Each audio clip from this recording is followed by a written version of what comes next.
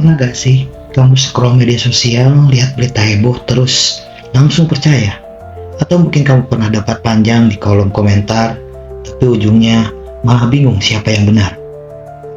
Tenang, kamu nggak sendiri. Di era digital yang sekarang, informasi itu banjir banget. Tapi sayangnya nggak semua bisa dipercaya.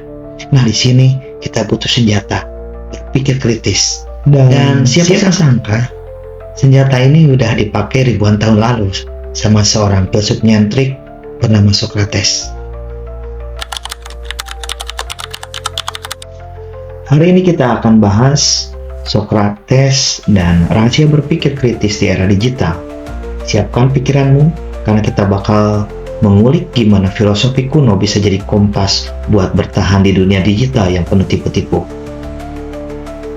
Sebelum kita mulai, coba deh komen di bawah. Apakah kamu benar pernah ketipu hoax atau pernah debat online sampai capek hati? Ceritain, nanti kita bacain di akhir video.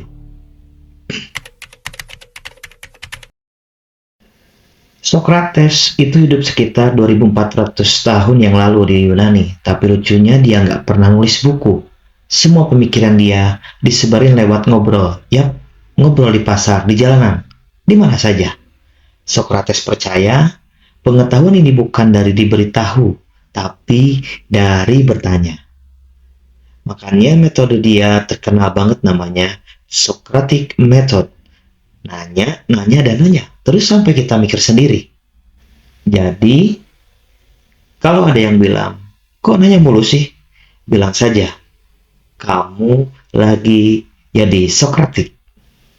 Berpikir kritis itu bukan berarti ngegas atau nyinyir, tapi kemampuan buat ngolah informasi, menganalisis argumen, dan mengambil kesimpulan logis.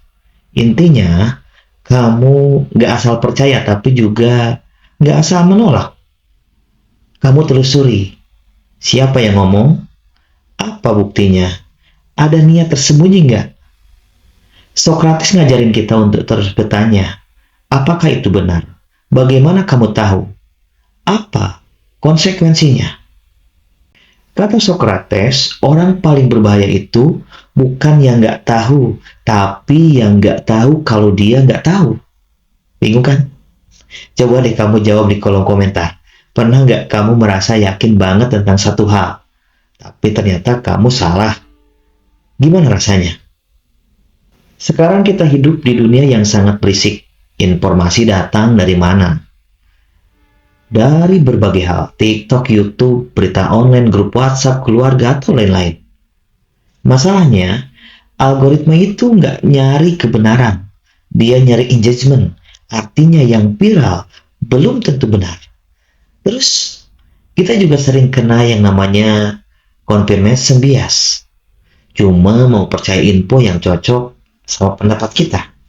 Dan satu lagi, filter bubble. Kita makin jarang dengar pendapat yang beda, karena platform cuma kasih yang kita suka. Socrates mungkin nggak punya TikTok, tapi dia pasti bilang, hey, jangan asal percaya, tanya dulu. Yuk, kita praktek. Misalnya, kamu lihat minuman X bisa menyembuhkan semua penyakit. Pertanyaan Socrates, apa buktinya?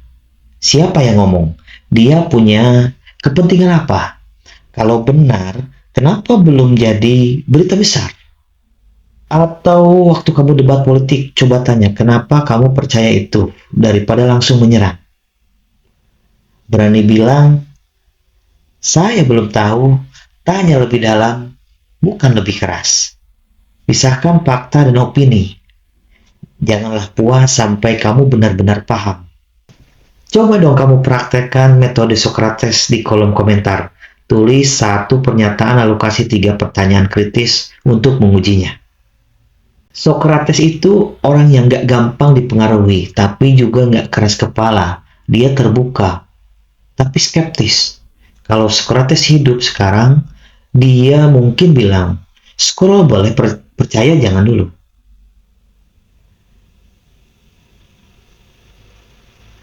Kita semua bisa jadi Socrates digital. Cek fakta, tanya. Jangan reaktif karena kadang Yang bikin kita salah bukan hoaxnya, tapi kemalasan buat kita berpikir. Socrates ngajarin kita satu hal penting.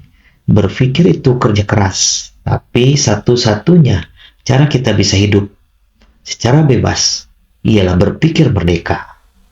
Di era digital, informasi itu kekuatan. Tapi kalau kita nggak belajar mikir, kita akan dikendalikan oleh kebohongan yang kita sendiri percaya. Gimana menurut kamu?